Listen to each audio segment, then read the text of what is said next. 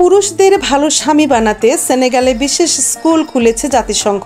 School for husband নামের এই স্কুলে আক্ষরিক অর্থেই শেখানো হয় কিভাবে একজন পুরুষ ভালো স্বামী হতে পারেন। 50 ইব্রাহিম ভায়ান বলেন, পুরুষদের গৃহস্থালী কাজে আরো বেশি সাহায্য করা উচিত। আমাদের প্রিয় নবীজি হযরত মুহাম্মদ সাল্লাল্লাহু আলাইহি ওয়াসাল্লামও বলেছেন, যে পুরুষ তার স্ত্রী সন্তানকে কাজে সাহায্য করে না সে ভালো মুসলিম নয়। পশ্চিম আফ্রিকার অনেক দেশের মতো সেনেগালেও যে কোনো কিছুতে পুরুষের কথাই শেষ কথা। এমনকি পরিবার পরিকল্পনা সহ জীবন বদলে দেওয়ার মতো বড় বড় সিদ্ধান্তেও নেওয়া হয় না নারীদের কোনো মতামত। নারীর জীবনের একান্ত ব্যক্তিগত বিষয়গুলোর জন্য পুরুষ সদস্যের অনুমতি নিতে হয় তাদের। সেই দৃশ্যপটে কিছুটা পরিবর্তন আনতে দেশটিতে বিশেষ এই কর্মসূচি চালু করেছে জাতিসংঘ।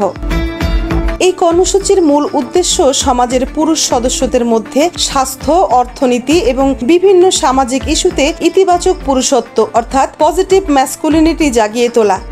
2011 সাল থেকেই সেনেগালে এই কর্মসূচি চালিয়ে আসছে জাতিসংঘ। তবে সম্প্রতি দেশটির নারী, পরিবার, লিঙ্গ ও শিশু সুরক্ষা মন্ত্রণালয়ের নজরে এসেছে এটি। বর্তমানে দেশটির সরকার এই কর্মসূচিকে মাতৃত্বকালীন মা ও শিশুর মৃত্যুর হার কমানোর একটি গুরুত্বপূর্ণ কৌশল হিসেবে বিবেচনা করছে।